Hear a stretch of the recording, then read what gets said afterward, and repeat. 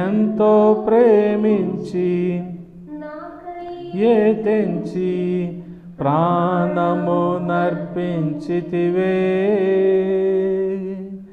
విలువైన రక్తం చిందించి నన్ను విమోచించితివే.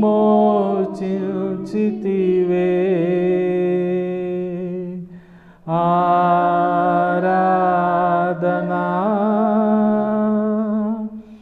ఆరాధనా ఆరాధనా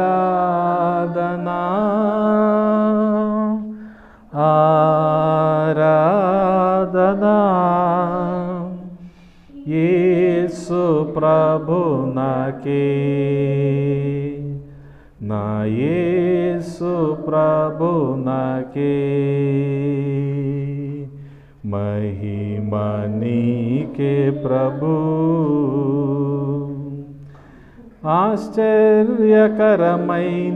నీ వెలుగులోనికి నన్ను పిలిచి వెలిగించితివే. నీ గుణాతిశయముల్ ప్రచురింప ఏర్పరచుకొంటివే.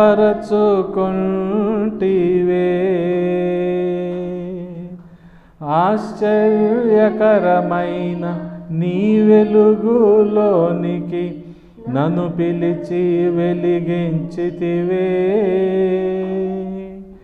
నీ గుణాతిశయముల్ ధరణే ప్రచురింప ఏర్పరచుకొంటివే.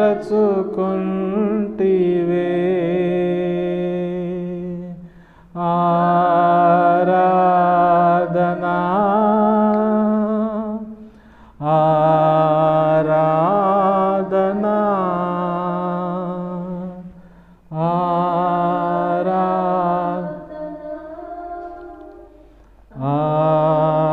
ఆరాధనా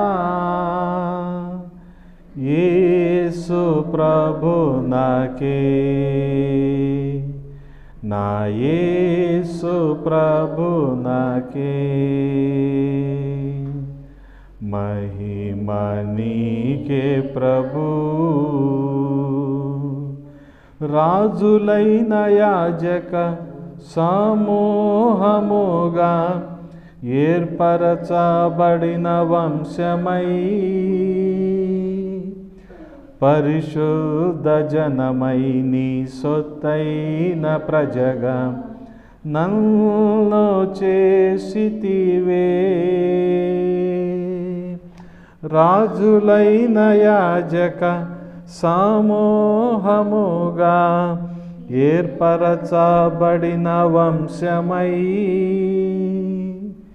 పరిశుద్ధ జనమై నీ సొత్తైన ప్రజగా నన్ను చేసితివే. ఆరాధనా ఆరాధనా ఆరాధనా ఆరాధనా యేసు ప్రభునాకే, నా యేసు ప్రభునాకే. మహిమ నీకే ప్రభు. ఘనత నీకే ప్రభు. స్తుతి మహిమ ఘనతయు ప్రభావము నీకే ప్రభు. స్తుతి మహిమ ఘనతయు ప్రభావము నీకే ప్రభు. ఆరాధనా ఆరాధనా ఆరాధనా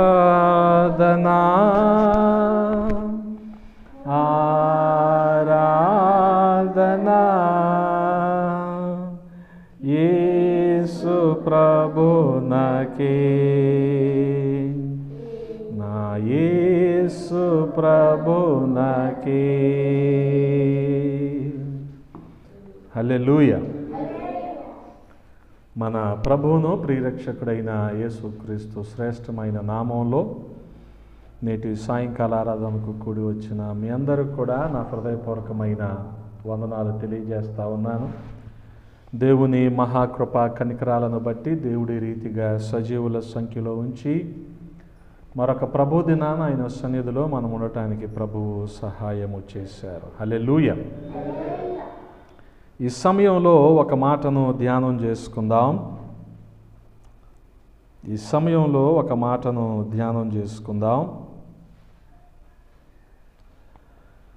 హెబ్రీయులకు రాసిన పత్రిక 3వ అధ్యాయము. హెబ్రీయులకు రాసిన పత్రిక 3వ అధ్యాయము 15వ వచనాన్ని చదువుతూ ఉన్నాను, గమనించండి. 15వ వచనము.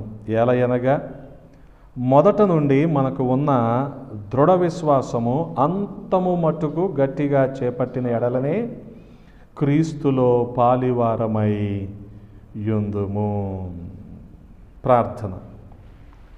మమ్మల్ని అతి మిక్కిలిగా ప్రేమించిన మా ప్రియ పరలోకపు తండ్రి, ఈ సాయంకాల సమయంలో మరొకసారి మీ పాద సన్నిధి చేరటానికి మీరు చూపిన కృపను బట్టి స్తోత్రాలు. గడచిన కాలం మీ రెక్కల నీడలో భద్రపరిచారు, క్షేమాన్ని సమృద్ధిని మాకు అందించారు. స్తోత్రాలు రాజా. మీ కృపను బట్టి ఈ రీతిగా నైనా వాతావరణాన్ని అనుకూలపరిచారు. మేమందరము మిమ్మల్ని కూడి స్తుతించడానికి సహాయము చేశారు రాజా. మీరు ఏర్పాటు చేసిన ఈ లేఖనాలను బట్టి స్తుతిస్తూ ఉన్నాం. వీటిని మా వినికిడిలో దీవించండి, మా సమయాన్ని దీవెనకరంగా మార్చండి. అల్పుడైన నన్ను మరుగు చేసి మీ ఆత్మచేత నింపి వాడుకోండియా. మీరే మాతో ముచ్చటించండి. సమస్తాన్ని మీ స్వాధీనంలో ఉంచుకోనమని మీకే మహిమలు ఆరోపిస్తూ యేసయ్య పరిశుద్ధ నామంలో అడిగి వేడుకుంటున్నాము పరమ తండ్రి. ఆమేన్. దేవునికి స్తోత్రం. హల్లెలూయా. ప్రభువునందు ప్రియ సహోదరి సహోదరులారా, చూడగలిగితే పౌలపోస్తలుడు హెబ్రీయులకు రాస్తూ 3వ అధ్యాయములో 15వ వచనంలో అంటున్నాడు, ఏలయనగా మొదట నుండి మనకున్న దృఢ విశ్వాసము అంతము మటుకు గట్టిగా చేపట్టిన ఎడలనే క్రీస్తులో పాలివారమై యుందుము. మొదట నుంచి మనకి ఉన్న దృఢ విశ్వాసం అది అంతము వరకు కూడా మనం కాపాడుకుంటేనే మనము క్రీస్తుతో సహవాసము కలిగిన వారం. గమనించండి, ఏ వ్యక్తి అయినా మారు మనస్సు పొంది రక్షించబడి బాప్తిస్మం తీసుకున్న ప్రారంభ దినాలు అవి మరి ఎంత బలమైన విశ్వాసము, స్థిరమైన విశ్వాసం ఉంటుందో ఆ విశ్వాసము రాను రాను సన్నగిల్లే అవకాశం ఉంది. మరికొంతమందిలో అయితే ఆ విశ్వాసము లేకుండానే పోతుంది, అవిశ్వాసులుగా కూడా మారిపోతారు. కారణం ఏంటంటే వారు ఎదుర్కొంటున్న సమస్యలు కావచ్చు, వారికి కలుగుతున్న ఇబ్బందులు కావచ్చు, వారికి కలుగుతున్న అనారోగ్యం కావచ్చు.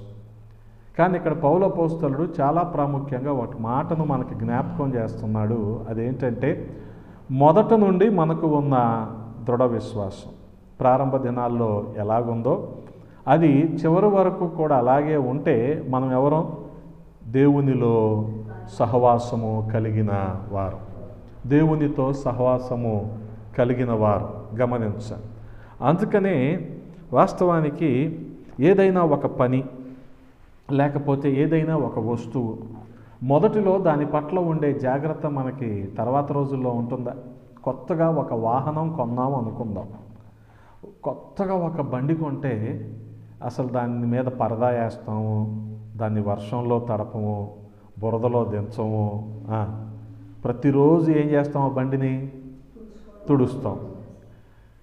అలాగా ఒక సంవత్సరం, సంవత్సరంన్నర, 2 సంవత్సరాలు గడుస్తుంది. తర్వాత తుడుస్తామా? ఇంకా అలా ఎండలో వదిలేస్తాం, వర్షంలో వదిలేస్తాం, దాని మీద పరదా కప్పటానికి బద్దకిస్తాం. ఇక తొడవటం అంటే తొడవం కదా. నేను బండి తొడవడం ఎప్పుడైనా చూసారా మీరు? మీ ఇంటి పక్కన ఉన్నాగా నేను మీ ఇంటి పక్కన ఉన్నా కదా, నేను బండి తొడవటం చూసారా? ఆమె చూడలేదు. నేను తొడవను బండి. అది అలా ఉండిపోవటం అంతే. అంటే దాని పట్ల మనకుండే ఏమంటారు జాగ్రత్త అనండి, ఏదైనా కానివ్వండి, తొడవను పెద్దగా. అలాగే ఏ వ్యక్తి అయినా సరే మొదట్లో తుడుస్తారు, ఇంత జాగ్రత్తలు తీసుకుంటారు. రాను రాను ఉంటుందా? ఉండదు కదా. కానీ విశ్వాసం అలా కాదంట. విశ్వాసం ఎలాగుండాలి? మొదటిలో ఉన్న దృఢ విశ్వాసమే అంతము వరకు ఉంటేనే ప్రభువు ఏమంటాడు మనల్ని చూసి, బలా నమ్మకమైన మంచి దాసుడా అనే ఒక మెప్పును మనకిస్తాడు. దీనికోసం మనకి దృఢమైన విశ్వాసం ఉండాలి. అందుకనే గమనించండి, ఈ దృఢమైన విశ్వాసం వాస్తవానికి విశ్వాసంలో మనుషులు వెనక్కి మరలిపోవటానికి కారణం, విశ్వాసంలో తగ్గిపోవటానికి కలిగిన కారణం ఏంటో గమనించారా? పరిస్థితుల ప్రభావం, ఎదుర్కొంటున్న సమస్యలు, వీటి కారణంగా మనిషిలో సహనం లోపిస్తుంది, ఓర్పు కోల్పోతాడు, అనుగుణంగా విశ్వాసాన్ని పోగొట్టుకుంటూ ఉంటాడు. కానీ గమనించండి, ఏ వ్యక్తి అయినా సరే రక్షించబడిన తర్వాత ఆ వ్యక్తి ఎవరు అంటే నూతనమైన సృష్టి కదా. కాగా పాతవి గతించను, ఇదిగో సమస్తము కూడా క్రొత్తవాయను. కాబట్టి ఎవరైనా ప్రభువులో ఉంటే, అనగా రక్షించబడి ప్రభువులో ఉంటే వారెవరో నూతన సృష్టి.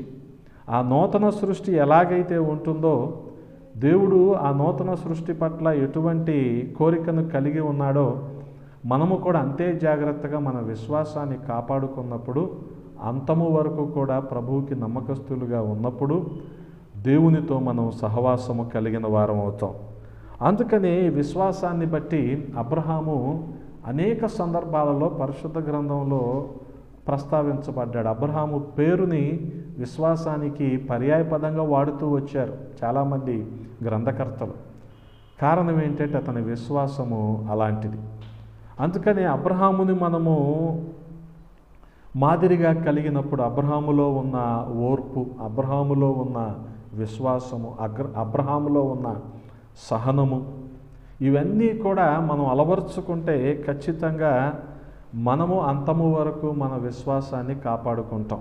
అందుకనే ప్రభు అంటాడు మత్తయి సువార్త 24వ అధ్యాయం 13వ వచనంలో, అంతము వరకు సహించిన వాడెవడో వాడే రక్షింపబడును అని రాయబడి ఉంటుంది. అంతము వరకు కదా, అంతము వరకు. జూన్లో ఒక స్కూల్లో చేరిన ఒక విద్యార్థి మార్చి వరకు ఉండి పరీక్షలు రాస్తేనే ఆ సంవత్సరం ఆ తరగతి పాస్ అయ్యేది. లేదు సగంలో మానేశాడు అనుకోండి, ఆ క్లాస్ పాస్ అవుతాడా? విశ్వాసం కూడా అలాంటిది. అంతము వరకంటే అది గమనించండి. అందుకని ప్రభువారు ఏమంటున్నారు మత్తయి సువార్త 24వ అధ్యాయము 13వ వచనంలో, అంతము వరకు సహించిన వాడెవడో వాడే రక్షింపబడును. గమనించండి. అందుకని అబ్రహాము గురించి కూడా హెబ్రీలకు రాసిన పత్రికలోనే మనం చదువుతూ ఉంటాం. 6వ అధ్యాయము 11వ వచనంలో, విశ్వాసము చేతను ఓర్పు చేతను వాగ్దానములను స్వతంత్రించుకొను వారిలో, ఆ రీతిగా మనం అటువంటి వారిలో మనం కూడా ఉండాలి. అంటే మనకేం ఉండాలి? ఓర్పు ఉండాలి, విశ్వాసం ఉండాలి. దాన్ని బట్టే మన వాగ్దానాలను మనం స్వతంత్రించుకుంటాం. కాబట్టి ప్రభువు కోసం ఎదురు చూసే అటువంటి ఓర్పు ఉండాలంటే మనలో సహనం ఉండాలి. సహనం ఉండాలంటే మొదటగా మనలో విశ్వాసం ఉండాలి. ఆ విశ్వాసం ఎప్పటి వరకు ఉండాలంట? అంతము వరకు. హల్లెలూయా. మొదటిలో ఉన్న ఆ విశ్వాసమే అంతము వరకు ఉండాలి. అందుకనే చూడగలిగితే ఓర్పు ద్వారానే మనం అంతము వరకు సహించగలం కదా. వాగ్దానాలను మనం స్వతంత్రించుకోవాలంటే మనలో ఏముండాలి? విశ్వాసము చేత ఉన్న ఓర్పు కదా. విశ్వాసము చేత ఓర్పు చేత మనం వాగ్దానాలను స్వతంత్రించుకుంటాం. అందుకని గమనించండి, ఓర్పు ద్వారా మనం అంతము వరకు సహించగలం కదా. జీవితంలో ఎదురవుతున్న పరిస్థితులు చెప్తున్నాను కదా, వీటిని బట్టే మనిషి అవిశ్వాసంలోకి వెళ్ళిపోతాడు. ఈ సందర్భాల్లో మనం గ్రహించవలసింది ఏంటంటే, వాస్తవానికి మనం బాధలను బట్టి ఏదో వెనుకంజ వేస్తూ ఉంటాం, కానీ బాధలు అనేవి ఏ మనిషికి ఉండవు. ప్రతి మనిషికి కూడా బాధలు ఉంటాయి. కానీ అపవాది ఏమంటాడంటే, నువ్వు ప్రభువుని నమ్ముకున్నావుగా, నీకే ఎందుకు ఈ బాధలు, నీకే ఎందుకు ఈ సమస్యలు అంటూ ఉంటాడు. కానీ గమనించగలిగితే అపవాది మాటలు కాదు, కానీ మనం వినాల్సింది దేవుని మాటలను మనం వినాలి కదా. క్రైస్తవ్యం ఎప్పుడూ కూడా బాధలు లేని క్రైస్తవ్యాన్ని, శ్రమలు లేని క్రైస్తవ్యాన్ని మనకు ఇవ్వలేదు. శ్రమలు క్రైస్తవ్యం రెండు కలిసే వెళ్తాయి. అప్పుడే భక్తి జీవితం అనేది సరిగ్గా ఉంటుంది. గమనించండి. ఇటువంటి శ్రమల గుండా మనం వెళ్తున్నప్పుడు గ్రహించవలసింది ఏంటంటే, ప్రభువు కనీసం మనకి ప్రాణమైనా ఇచ్చాడు అని కదా. మనం అనుకుంటాం, ఈ తలనొప్పి నాకే రావాలా అనుకుంటాం. కానీ తలనొప్పి పక్కన పెడితే ప్రాణం ఉందిగా. ఈ ప్రాణం లేని వాళ్ళు ఎంతమంది కదా. ప్రాణం ఉంది కాబట్టే మనం ఈ 2025లో అడుగు పెట్టగలిగాం. మరి ప్రాణం పోయి 2024లోనే వాళ్ళ జీవితాన్ని ముగించిన వాళ్ళు ఎంతమంది గమనించండి. అందుకనే ఏముండాలి మనకి, ఇటువంటి శ్రమల గుండా వెళ్తున్నప్పుడు ఓర్పు అవసరం. ఈ ఓర్పు ద్వారానే మనము అంతము మటుకు సహించగలం. గమనించండి. ఎంతటి ఓర్పు అంటే, ఇశ్రాయేలు జీవితంలో దాదాపు 400 సంవత్సరాలు బానిసత్వంలోనే ఉండిపోయారు కదా వాళ్ళు. అందుకనే కీర్తనాకారుడు అంటాడు 66వ కీర్తనలో 11వ చరణంలో అంటున్నాడు, నీవు బందీ గృహములో మమ్మును ఉంచితివి, మా నడుముల మీద గొప్ప భారము పెట్టితివి, నరులు మా నెత్తి మీద ఎక్కునట్లు చేసితివి, మేము నీళ్ళలోనూ నిప్పులలోనూ పడితిమి అయినను. గమనించండి, ప్రజలు మా నెత్తి మీద ఎక్కేశారు, మా నడువుల మీద భారం ఉంది కదా. అంటే ఫరో ఏదో కడుతున్నాడు, ఆ కట్టడానికి ఇటుకలు ఎవరు ఇవ్వాలి? వీళ్ళు తయారు చేయాలి. తయారు చేయటం మాత్రమేనా, వీళ్ళే మోసుకెళ్ళాలి కదా. అంటే వీళ్ళ నడుముల మీద భారం ఆ రీతిగా ఉంది. వీళ్ళు బందీ గృహంలో ఉన్నారంటే బానిసలుగా ఉన్నారు వీళ్ళు. అలాగే వీళ్ళు నీళ్ళల్లో నడిచారు, నిప్పుల్లో నడిచారు. వీటన్నిటి తర్వాత అంతిమంగా ఏం జరిగింది? అయినా సరే నువ్వు మమ్మల్ని సమృద్ధి గల చోటికి. అబ్బా, ఎలా జరిగిందంటారు ఇదంతా? వాళ్ళు ఓర్చుకున్నారు. ఎన్ని సంవత్సరాలు? 400 సంవత్సరాలు వాళ్ళు ఓర్చుకున్నారు. దాన్ని బట్టే ప్రభు వారిని ఎక్కడ తీసుకెళ్ళాడు? సమృద్ధి గల చోటికి వారిని నడిపించాడు కదా. అంతకుముందు ఆహారం సరిగ్గా ఉంటే అబ్బో గొప్పే.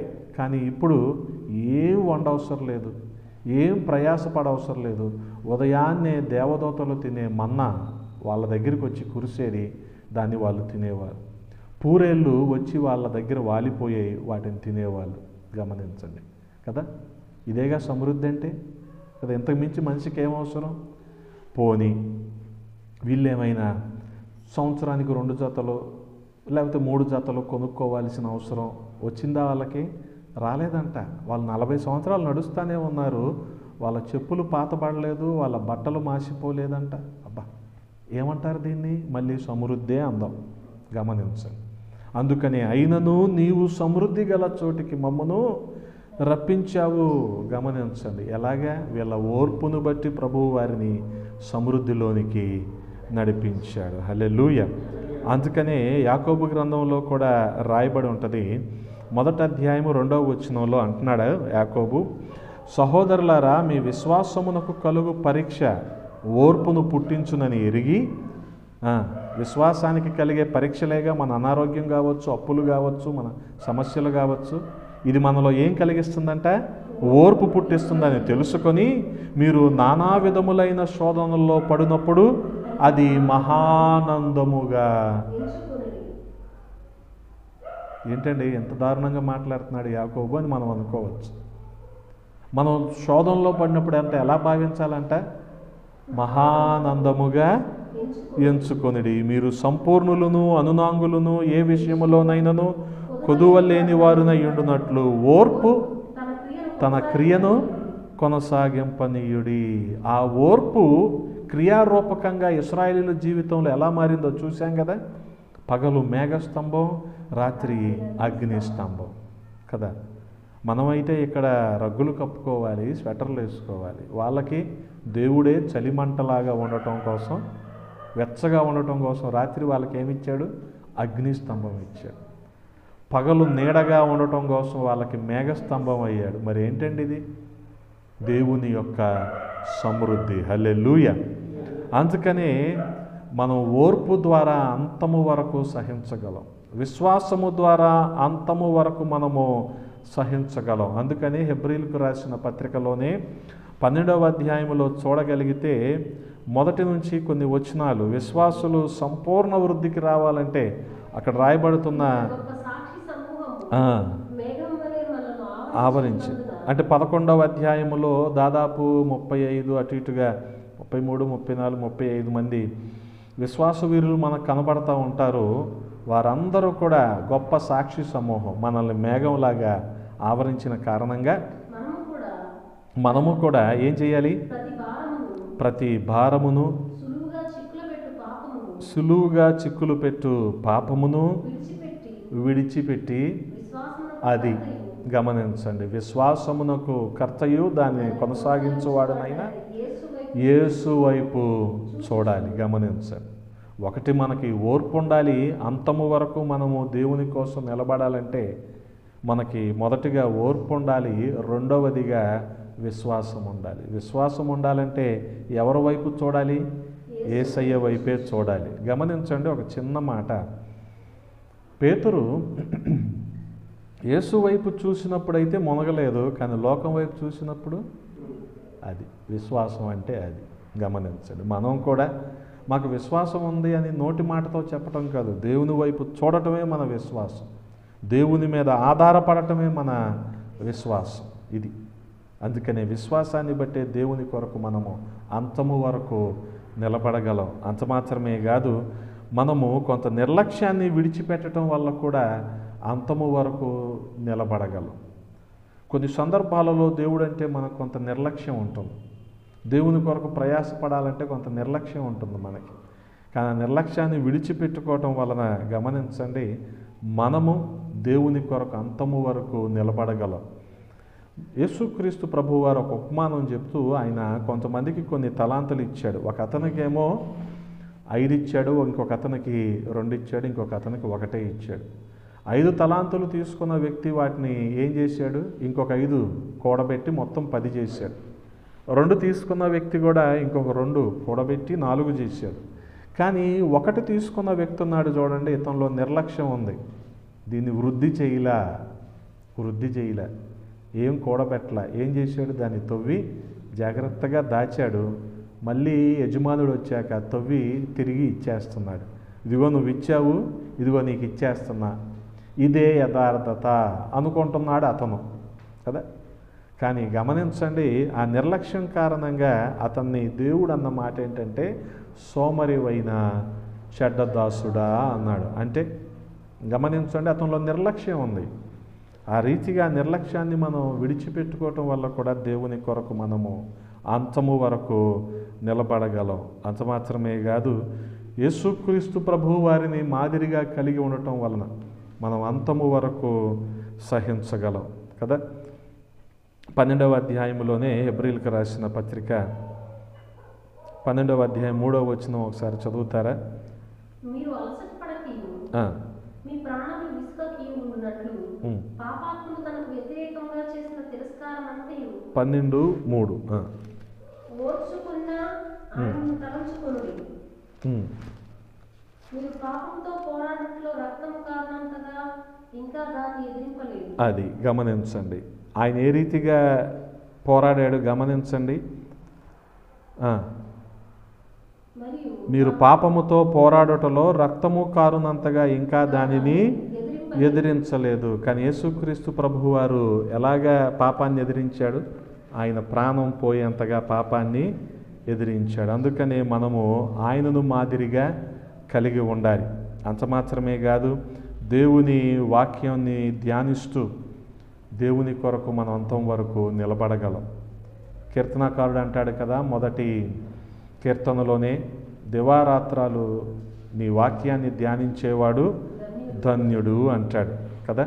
యెహోవా ధర్మశాస్త్రమునందు ఆనందించుచు దివారాత్రులు దానిని ధ్యానించువాడు ధన్యుడు కదా. దేవుని వాక్యాన్ని, ఆయన పొందిన శ్రమలను మనము మాదిరిగా కలిగి ఉండాలి. అంత మాత్రమే కాదు, ప్రార్థనలో మనము మెలకువగా ఉండటం వలన కూడా అంతము వరకు దేవుని కోసం మనం సహించగలం. ఫిలిప్పీలకు రాసిన పత్రిక 4వ అధ్యాయం 6వ వచనంలో రాయబడి ఉంటుంది కదా, దేనిని గూర్చియు చింతపడకుడి కానీ ప్రతి విషయములోనూ ప్రార్థన విజ్ఞాపముల చేత కృతజ్ఞతాపూర్వకముగా మీ విన్నపములు దేవునికి తెలియజేయుడి అంటాడు. అంటే అటువంటి ఓర్పు మనకు ఉండాలి. చాలా సందర్భాల్లో ప్రార్థన చేస్తాం కానీ మనమే మర్చిపోతాం ఏం అడిగాము. అది జరిగాక మనకు అర్థమవుద్ది, ఓకే దీని గురించి ప్రభువుని అడిగాం కదా మనం అని మనకు అనిపిస్తుంది. కానీ ప్రార్థనలు ఎలాగ అడగాలి? విజ్ఞాపనలతో ఆయనను అడగాలి, ఓర్పుతో మనం ఆయన్ని అడగాలి. ఆ రీతిగా ఎప్పుడైతే మనము దేవుని కోసం అంతము వరకు సహించటానికి నిలబడటానికి పూనుకుంటామో, మన ప్రార్థనను బట్టి, మన వాక్య ధ్యానాన్ని బట్టి, మన విశ్వాసాన్ని బట్టి, మన ఓర్పును బట్టి మనం అంతము వరకు దేవునిలో మనము సహించగలం కదా. ఆ రీతిగా ప్రభువు ప్రతి ఒక్కరికి కూడా ఈ సంవత్సరం ఒక అవకాశం ఇస్తూ ఉన్నాడు దేవుని కొరకు నిలబడటానికి. అందుకనే మొదట మనం కలిగి ఉన్న విశ్వాసాన్ని చివరి వరకు కూడా మనము కలిగి ఉండాలి. దాన్ని బట్టే ప్రభువుని మనము మహిమపరచగలం. అటువంటి కృప దేవాది దేవుడు మనందరికీ దయచేయునుగాక. ఆమేన్. తలలు వంచండి, ప్రార్థన చేసుకుందాం. పరిశుద్ధుడా, ప్రేమ కలిగిన తండ్రి, ఈ సాయంకాల సమయంలో కొద్ది మాటలు ధ్యానించటానికి కృపనిచ్చారు, స్తోత్రాలు రాజా. మొదట మేము కలిగి ఉన్న విశ్వాసం, రక్షించబడిన ప్రారంభ దినాల్లో మేము కలిగి ఉన్న పట్టుదల అంతము వరకు కొనసాగించటానికి కృపనివ్వండి, సహాయము చేయండి. మీ అద్భుత ఆశ్చర్య కార్యాలు మా మధ్యలోన జరిగించండి. ప్రతి ఒక్కరిలోనైనా ఈ వాక్యాన్ని ఫలింపులోనికి తీసుకురండి. మీ కృపకప్పచెప్పుకుంటూ యేసయ్య పరిశుద్ధ నామంలో అడిగి వేడుకుంటున్నాము పరమ తండ్రి. ఆమేన్.